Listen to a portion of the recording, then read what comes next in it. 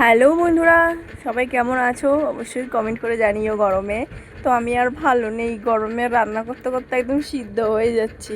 তো আজকে পয়লা বৈশাখ, তোমাদের বাড়িতে কি কি রান্না হচ্ছে অবশ্যই কমেন্ট করে জানিও। আমাদের বাড়িতে তো এই যে গাছ পাঠা রান্না হচ্ছে, আর এদিকে বসিয়েছি মসুর ডাল দিয়ে আম দিয়ে, মানে টক ডাল। গরমে টক ডাল খেয়ে পেট ঠান্ডা রাখবো। আর এদিকে গোল গোল চাকচাক করে আলু ভাজা করে নিয়েছি, আর গরম গরম ভাত। তো কালকে আমাদের এখানে শীতলা পুজো ছিল, তাই পান্তা খেয়েছিলাম, আর আজকে ভাত খাবো। দুপুরবেলায় গরম গরম ভাত। আর এই যে ইঁচড় রান্না করছি, ইঁচড় মানে গাছ পাঠা।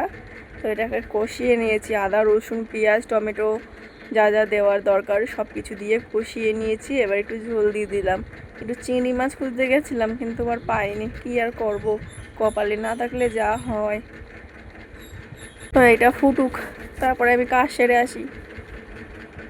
হ্যালো এভরিওয়ান, সবাই কেমন আছো? গরমে কমেন্ট করে জানিও। সবাইকে জানাই শুভ নববর্ষ। তো নববর্ষ হলে হবে কি, যা গরম পড়েছে বাবা। তো নতুন নাইটি পরেছি, নতুন জামা প্যান্ট, এই যে আমাদের ঢুঙি নতুন জামা পরেছে, এটা এনে দিয়েছি গরমের মধ্যে, সুতির জামা। তরকারিগুলো ভালো করে ঢাকি। তো বাজারে গেছিলাম, কিছু আর পাইনি। 10:40 গেছিলাম, বাজার দেখে পুরো ধুয়ে দেয় সাফ করে দিছে। তা কি আর রান্না করব, ঘরে ছিল গাছ পাঠা, সেটারে কাইটে কুইটে ওটার গতি করে ফেলাইছি। চিংড়ি মাছ আনতে বলেছিলাম যে গাছ পাঠা দিয়ে খাবো, তা চিংড়ি মাছ আর পাইনি।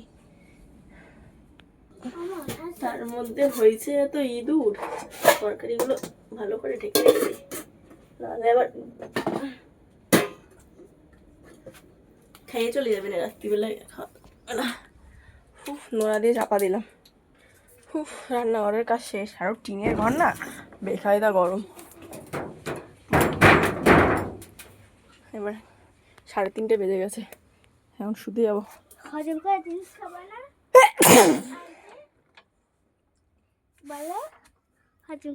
না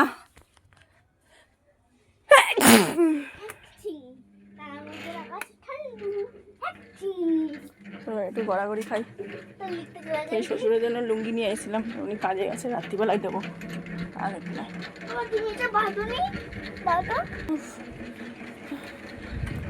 বাবা গো, গড়াগড়ি খাইনি। বালিশ নে, সর বালিশ নে, শো এখানে ঘুম দিবি,